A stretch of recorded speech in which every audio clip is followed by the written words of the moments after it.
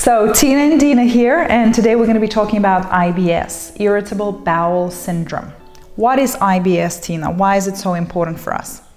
IBS is defined as a group of symptoms that don't necessarily have a diagnosis. It's right. kind of this kind of general stomach upset perhaps, or cramping in the bowels, or bloating, diarrhea, constipation, both. So this general uneasiness in the gut area.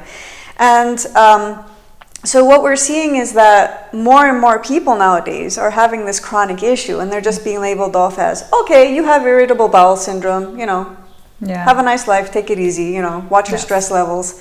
And people aren't really given the tools to understand that they can really do something about it and improve their gut health. Take it under control. Yes. And what's amazing that a lot of those people don't know that diet plays a crucial role to overcome IBS and improve all the symptoms. So if, for example, a patient with IBS comes to you, Tina, what is the first thing that you change in their diet?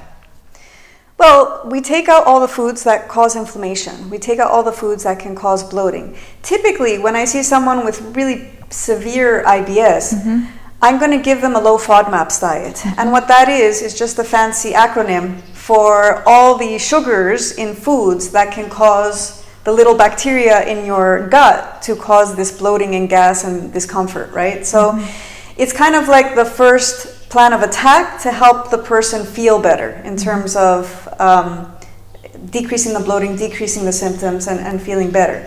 From then on, though, it's not a good idea to be on a low FODMAP diet forever, right? It's a therapeutic tool that we use so that the patient starts seeing some symptom relief. Then we start digging. So definitely, we need to find out the real reason why those symptoms are happening, because IBS, as you said, is not a real disease, it's not a real condition, it's just like a bag of symptoms, right? Exactly. So what could be behind IBS? Could it be SIBO? Could it be parasites? What other reasons could be hiding behind this diagnosis? Well, there has been a lot of research showing that about 84% of cases of IBS have some sort of SIBO happening. And for those of you that don't know the acronym, SIBO is small intestinal bacterial overgrowth. And what that means is that bacteria that are happy to reside in the colon, our large intestine, all of a sudden move up into the small intestine and take residence. And this is when the problems start, where you're getting the gas, the flatulence, the bloating, the cramping, the not feeling well, and all these things. And so there's two kinds. There's hydrogen dominant and there's methane dominant. And how do we test this? By doing a SIBO breath test. And you check for the methane gas and you check for the hydrogen gas by breathing into a tube. It's a 3-hour process because they want to see how you are reacting to taking in a sugar drink, and how you're creating these hydrogen or methane gases. And methane dominant is pretty much associated with constipation. So that is a good indication that you have motility issues. So if you have a thyroid problem, you need T3, the active form of thyroid hormone, to create motility in your gut, one of the many reasons. And then you have to work on your motility issues to make sure that you're going to the toilet regularly. So that's the methane dominant. And then there's a hydrogen dominant where you probably are getting more diarrhea. And this is more of a dysbiosis kind of SIBO. And so you want to make sure you're replenishing with fermented foods and plenty of probiotics. But again, this needs to be done on a person-by-person individualized basis, because some people don't react well to probiotics when they have a really bad case of SIBO. So you have to take things one at a time. So if it's a SIBO, this is one of the reasons, and there is a whole protocol to tackle SIBO. So what if it's parasites? What if it's some other reasons? Yeah, how can they detect that? I guess this is my question. Well, parasites, you can do a comprehensive stool test to understand if the problem is residing in your colon, in your large intestine. The problem with this is that we see that a lot of people come back with a negative stool test for parasites, and then when we start doing parasitic protocols on them, parasites start coming out. Yes. And they see the parasites. Yeah. We just need to mention, I think, that parasites do not only reside in the intestinal tract, they can actually reside in other organs. And this is when the detection becomes so difficult. Yeah. I guess some good signs are probably like if you're a teeth grinder, if you're clenching a lot, this is a sign of parasitic infection. If you have an itchy bum a lot, this is a sign as well. Itchy skin without any reason. Or allergies. If you get hives and eczema, these are other good indications of having parasites. So yeah, all these things can be causing the IBS and your bloating, and you really have to delve into that and getting rid of them as well. So as we discussed, SIBO, parasitic infections, I guess, food intolerances, once again, could be a reason for IBS. What other causes are there? Another cause can actually be low stomach acid. So if low stomach acid means, as we progressively get older, we do produce less and less stomach acid. It's been shown that especially after 40, you decrease your stomach acid and enzymatic production by like 45%. So your ability to assimilate food becomes, even more difficult. Yes. And so what we want to do there is, you can do a very easy test at home, the baking soda challenge. You take a little bit of baking soda, add it to some water on an empty stomach in the morning. Very first thing in the morning, important. Yeah. You drink it and you wait 5 minutes. Ideally, within the first 3 minutes, you want to have a really big burp.